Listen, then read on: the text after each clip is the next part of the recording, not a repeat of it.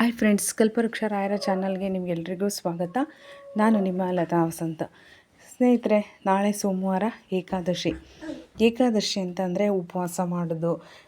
ಯಾವುದೇ ಒಂದು ಆರೋಗ್ಯ ಸಮಸ್ಯೆ ಇದ್ದರೆ, ಏನಾದರೂ ಕೂಡ ನಮಗೆ ಸಮಸ್ಯೆ ಇದ್ದರೆ ಒಂದು ಸಂಕಲ್ಪನ ಮಾಡಿಕೊಂಡು ಉಪವಾಸ ಮಾಡ್ತಕ್ಕಂಥದ್ದು ತುಂಬಾ ಒಳ್ಳೆಯದು. ಆದರೆ ಕೆಲವರಿಗೆ ಗ್ಯಾಸ್ಟ್ರಿಕ್ ಸಮಸ್ಯೆ ಇರುತ್ತೆ, ಶುಗರ್ ಇರುತ್ತೆ, ಲೋ ಬಿ ಪಿ ಇರುತ್ತೆ, ಉಪವಾಸ ಮಾಡಲಿಕ್ಕೆ ಆಗೋದಿಲ್ಲ. ಅವರ ಒಂದು ಇಚ್ಛಾನುಸಾರವಾಗಿ ಉಪವಾಸನ ಮಾಡ್ಕೋಬೋದು. ಮೇ ತಿಂಗಳಲ್ಲಿ ಒಂದು ಘಟನೆ ನಡೀತು ಸ್ನೇಹಿತರೆ, ಅದನ್ನು ನಾನು ನಿಮ್ಮ ಹತ್ರ ಶೇರ್ ಮಾಡ್ಕೊಡ್ತೀನಿ. ಮೇ 19ನೇ ತಾರೀಕು ಏಕಾದಶಿ ಇತ್ತು. ಅದು ನಿಮಗೆಲ್ರಿಗೂ ಗೊತ್ತಿದೆ. ಏಕಾದಶಿ ದಿನ ನಮ್ಗೆ ತುಂಬ ಬೇಕಾದವ್ರ ಮನೆಯಲ್ಲಿ ಒಂದು ಗೃಹ ಪ್ರವೇಶ ಇತ್ತು.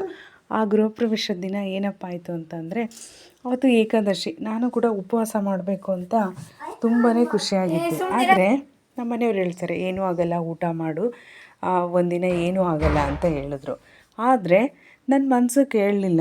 ಹೆಂಗಪ್ಪ ಊಟ ಮಾಡೋದು, ಇವತ್ತು ಏಕಾದಶಿ, ಅನ್ನ ಎಲ್ಲ ಹೇಗೆ ತಿನ್ನೋದು, ನನಗೆ ರಾಯರಿಗೆ ಮೋಸ ಮಾಡಿದಾಗುತ್ತೆ, ನಾನು ರಾಯರ ಭಕ್ತಿಯಾಗಿ ಈ ರೀತಿ ಮಾಡಬಾರ್ದು ಅಂತ ಅಂದ್ಕೊಂಡೆ. ಹಾಗೆ ನಮ್ಮ ಫ್ಯಾಮಿಲಿಯೆಲ್ಲ ನಾವು ಹೋದ್ವಿ, ಗೃಹ ಪ್ರವೇಶಕ್ಕೆ ಹೋದ್ವಿ ಸ್ನೇಹಿತರೆ. ಅಲ್ಲಿ ನಾನು ಒಬ್ಬಳು ಊಟ ಮಾಡಬಾರ್ದು ಅಂತ, ನನ್ನ ಮಗ ಏನೋ ಚಿಕ್ಕವನು ಮತ್ತು ನನ್ನ ಮಗಳು ಎಲ್ಲರೂ ಹೋಗಿದ್ವಿ, ನಮ್ಮ ಮನೆಯವರು ಕೂಡ. ಆಗ ಅವನಿಗೆ ಊಟ ಮಾಡಿಸ್ಬೇಕಿತ್ತು.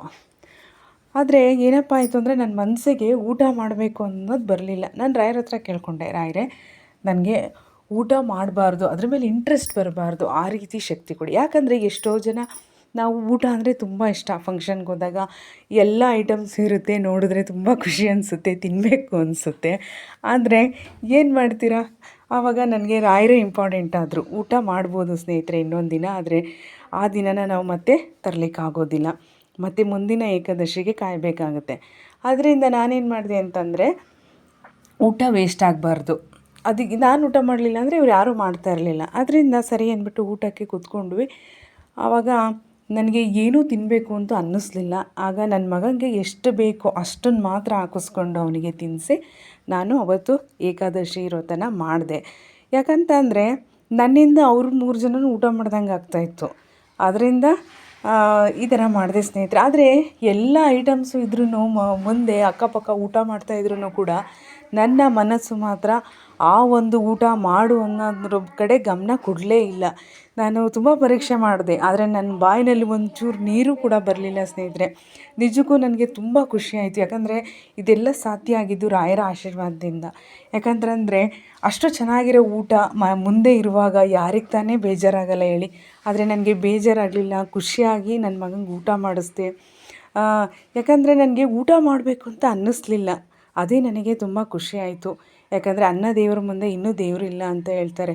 ಆದರೆ ರಾಯರು ತಾನೇ ನಮಗೆ ತುಂಬಾ ಮುಖ್ಯ ಅಲ್ವ ಸ್ನೇಹಿತರೆ. ಯಾಕಂದರೆ ನನಗೆ ಊಟ ಮಾಡೋ ಶಕ್ತಿ ಕೊಟ್ಟಿದ್ದಾರೆ, ನನಗೆ ಪುನರ್ಜನ್ಮ ಕೊಟ್ಟಿದ್ದಾರೆ. ಅದರಿಂದ ನಾನು ರಾಯರ ಈ ಒಂದು ಏಕಾದಶಿನ ಮಾಡಬೇಕು ಅಂತ ನನಗೆ ಅನ್ನಿಸ್ತು. ಅದರಿಂದ ನಾನು ಊಟನ ಮಾಡಲಿಲ್ಲ ಅಲ್ಲಿ. ನನ್ನ ಮಗನಿಗೆ ಊಟ ಮಾಡಿಸ್ಕೊಂಡು ಕರ್ಕೊಂಡು ಬಂದೆ. ಯಾಕಂತಂದರೆ ರಾಯರು ತುಂಬ ಕಷ್ಟಪಟ್ಟಿದ್ದಾರೆ. ಅವರು ಯಾರ ಹತ್ರನೂ ಕೂಡ ಹೇಳ್ಕೊಡ್ತಾ ಇರಲಿಲ್ಲ. ಏಕಾದಶಿ ನಮಗೆಲ್ಲ ಒಂದು ದಿನ ಉಪವಾಸ ಮಾಡೋದಕ್ಕೆ ನಾವು ಹಿಂದೆ ಮುಂದೆ ನೋಡ್ತೀವಿ, ಅಯ್ಯೋ ಫುಲ್ ಡೇ ಮಾಡಬೇಕಾ, ರಾತ್ರಿವರೆಗೂ ಉಪವಾಸ ಇರಬೇಕಾ ಅಂತೀವಿ. ಆದರೆ ರಾಯರಿಗೆ ಪ್ರತಿದಿನ ಏಕಾದಶಿ ಆಗಿರ್ತಿತ್ತಂತೆ. ಅವರು ಯಾರ ಹತ್ರನೂ ಕೂಡ ಬೇಡ್ಕೋತಾ ಇರಲಿಲ್ವಂತೆ. ಹೀಗಿರುವಾಗ ನಾವು ಒಂದು ದಿನ ಇದ್ದರೆ ಏನೂ ಆಗಲ್ಲ ಅಲ್ವ ಸ್ನೇಹಿತರೆ.